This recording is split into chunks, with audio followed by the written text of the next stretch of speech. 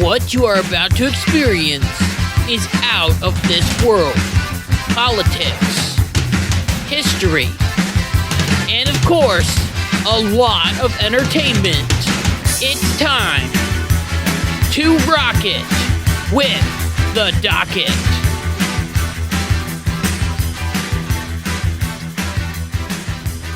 Hey, what's going on, everybody? It's Kyle Dockery with the Dockery Docket.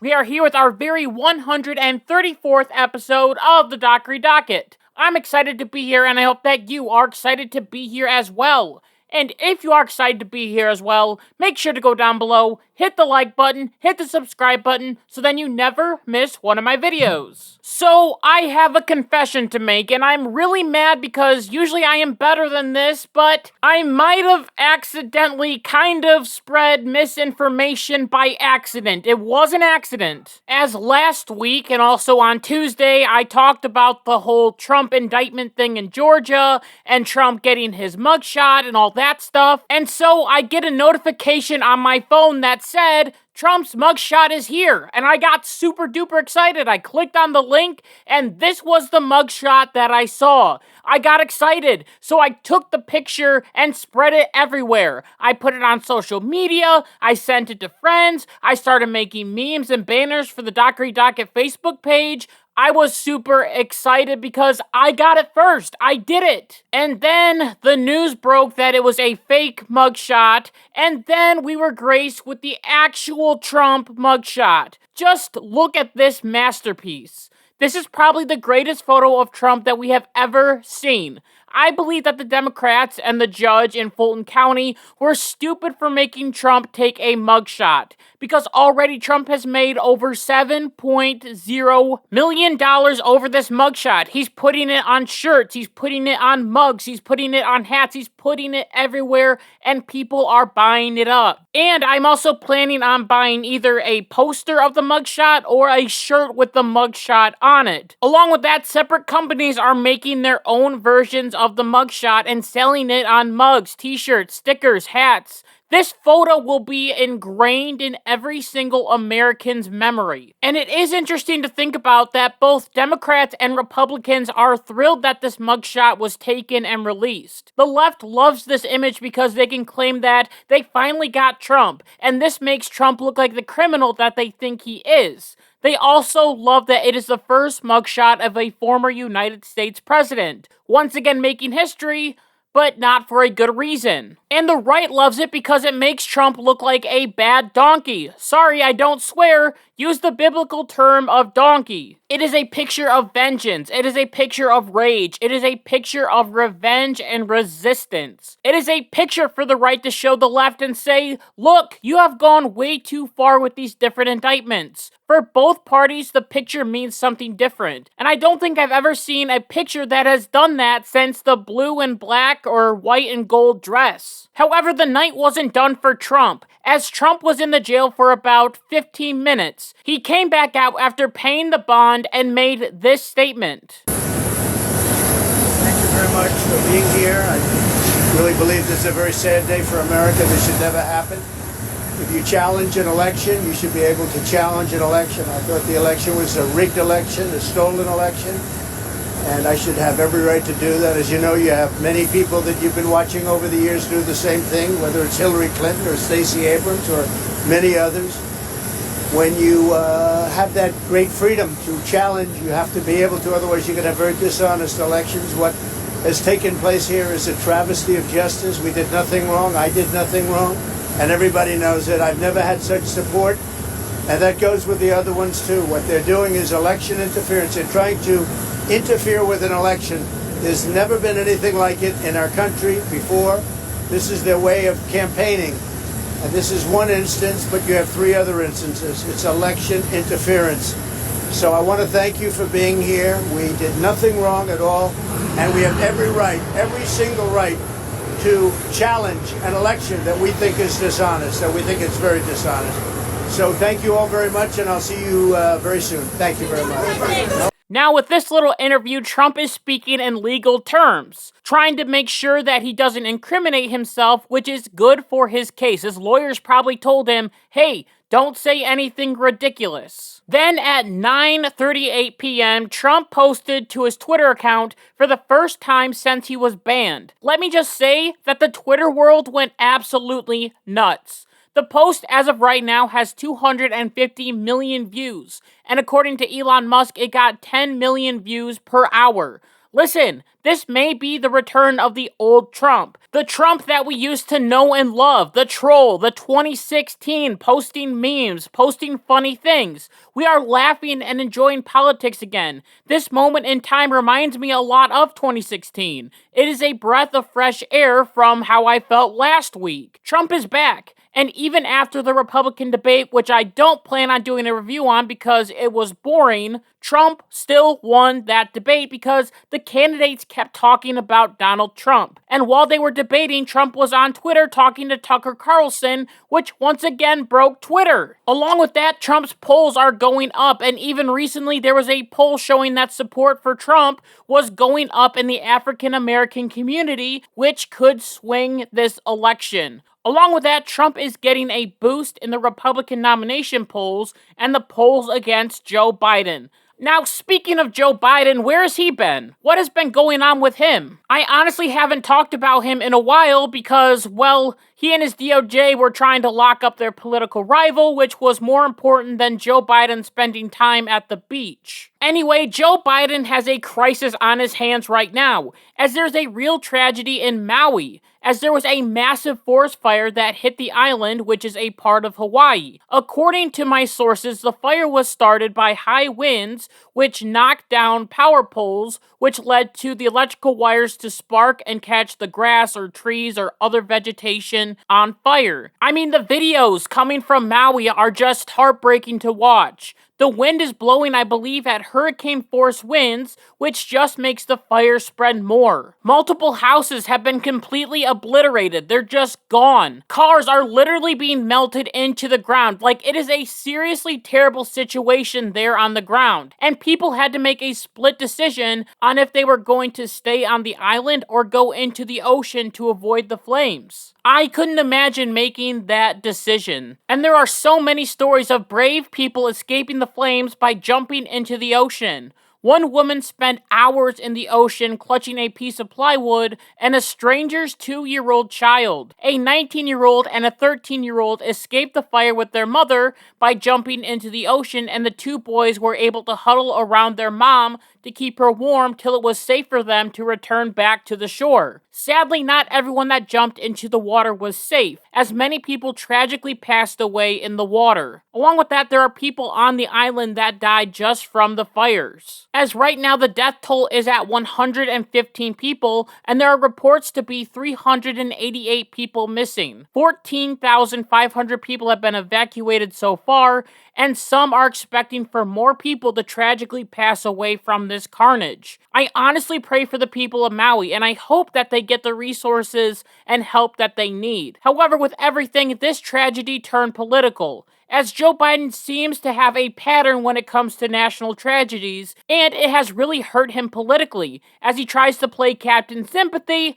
but it just falls flat. I call this new pattern the Joe Biden crisis cycle. First, something terrible happens. Joe Biden says that he is sad to hear about that tragedy. People demand Joe Biden to either visit said area or help out the situation. It takes Joe Biden a long time to do something to help or to visit the people. People get angry, Biden arrives super late, and then Biden gaffes and tries to show sympathy by telling an over-exaggerated story. Look at any tragedy during the Joe Biden administration, and this crisis cycle works with every single one of them. For Afghanistan, the mission was a failure which ended up killing 13 American soldiers. Joe Biden said that he is sad about the tragedy and they're trying to fix it. And then Joe Biden drags his feet on trying to fix the situation. People got angry at Joe Biden. Biden then tries to help the situation, but the damage has already been done. Then, when the 13 service members that were killed come back home in coffins, he is 1, checking his watch,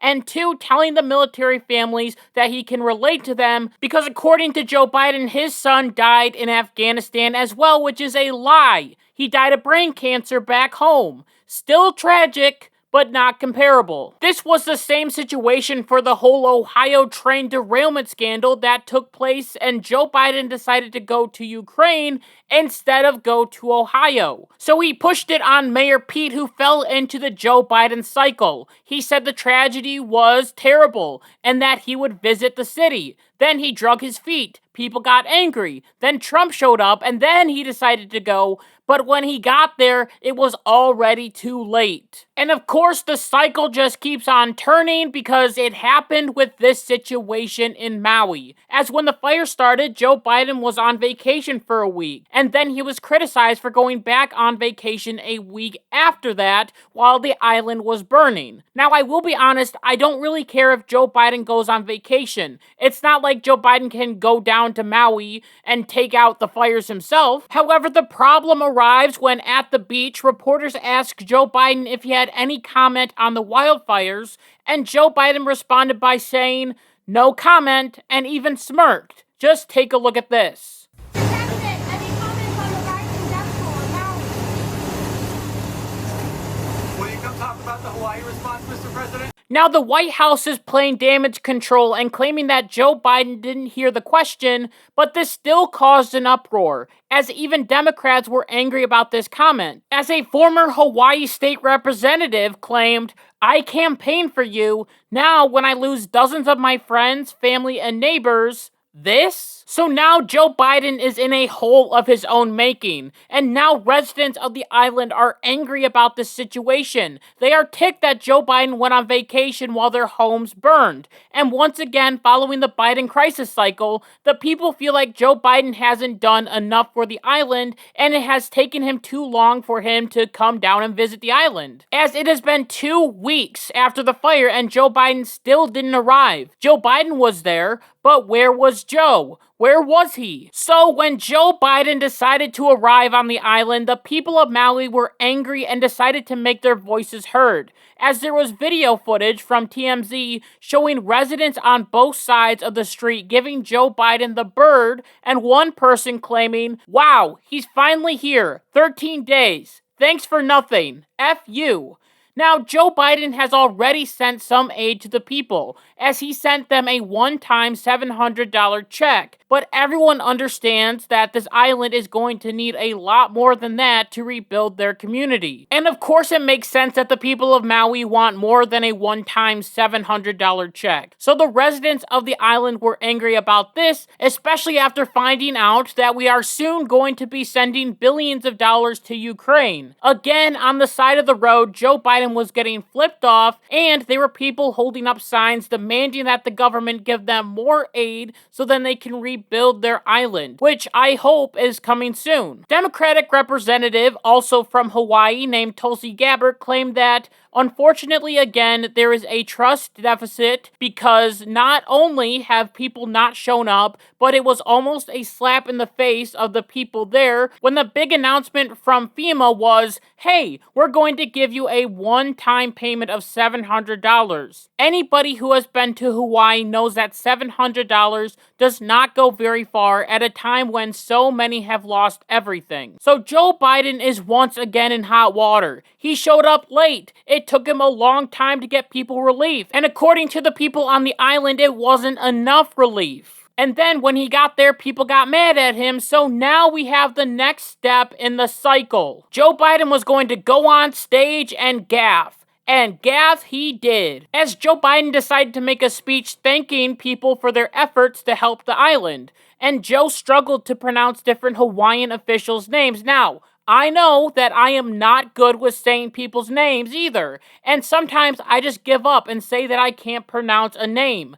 Joe Biden could also say the representative or senator from Hawaii. He doesn't even have to say their name. I did that in this very episode because I didn't know how to pronounce one of the Hawaiian officials' names. Here is Joe Biden stumbling over names. Brian Shantz, our senator, Senator Maisie. By the way, Maisie, I told my granddaughter, whose name is Maisie as well. She said, "That's why I like her." Anyway, but her name is Maisie as well.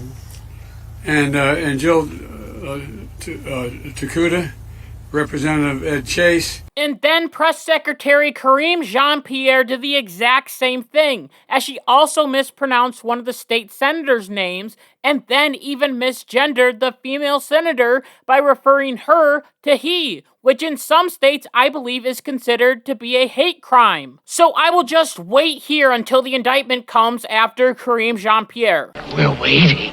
Anyway, Joe Biden is just a mess when it comes to this stuff, and it doesn't make him look serious when he is joking around with the senator when it comes to her name. It makes him look like an old man that doesn't understand or know what he is doing. However, it just gets worse. As Joe Biden decided to show some sympathy, as Joe Biden decided to compare the situation on the island with a small kitchen fire that happened to him back in the past. Just take a listen to this, it's ridiculous.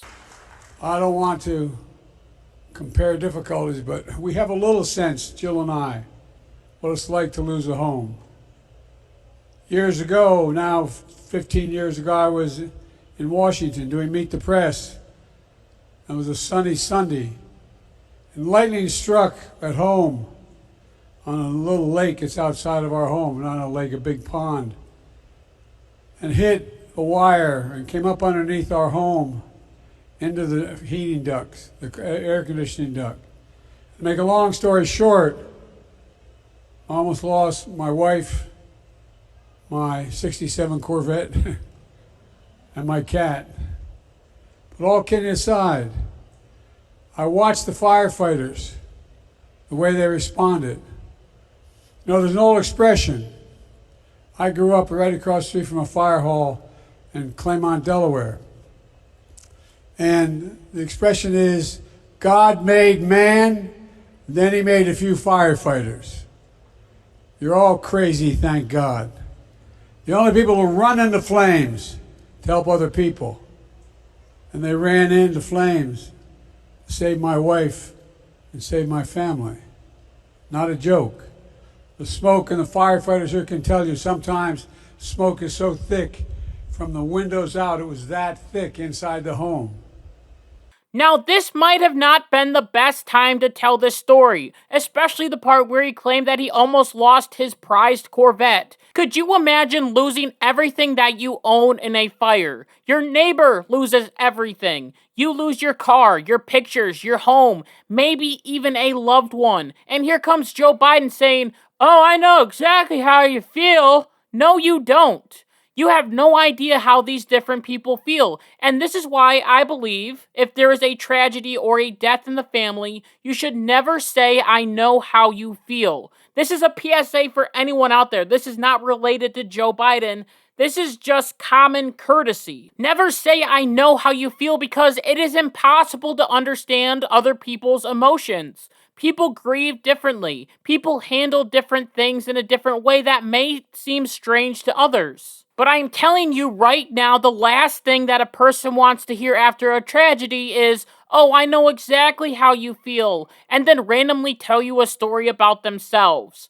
I get that Joe Biden is trying to lighten the mood up a little bit, but there is a time and a place for that, and this wasn't that time. These people needed healing. And a president to come in and say, "We are going to help this island and we are going to make it great again." Then doing some research on this event, the fire might not have been as serious as Joe Biden claimed it was. As according to the Associated Press, local police chief George Lamborn claimed, "Luckily we got to it pretty early. The fire was under control in 20 minutes. And the AP reported that it was a small fire that was contained in the kitchen, and Joe Biden reported it to the police right away, and then the firefighters came and put out the fire." This story was a lot more mild than the story that Joe Biden told in Hawaii of a lightning strike and his entire house being burned down. Along with that, Joe Biden has told this story before, and each time the story has been different. As at a fire prevention summit in October,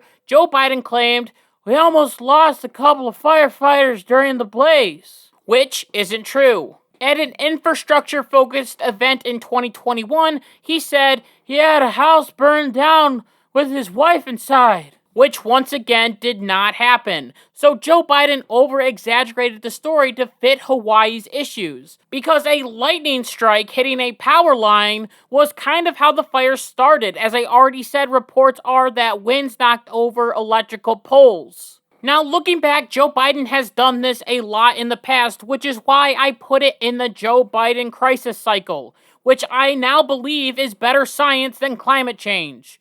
Now, I believe that with this whole story, Joe Biden is just trying to show sympathy, but it comes off as being rude and disingenuous. I don't believe that he lies to the public on purpose. The man is old. Maybe his stories get all mixed up. And I also understand that many presidents haven't had a perfect record when it comes to tragic situations. George Bush famously took a plane ride around New Orleans after Hurricane Katrina, even though the people on the ground claimed that he shouldn't land the plane. George Bush was called racist for this, and Kanye said that he didn't care about black people on live TV. Recently, Donald Trump threw paper towels into the crowd, which was seen as disrespectful to the people that were struggling and had absolutely nothing. Emergencies and tragic situations are not fun, and they can take a lot on the president. My advice would be to listen to the people, hear their stories, maybe give them a hug or promise them that you will make sure that they are taken care of.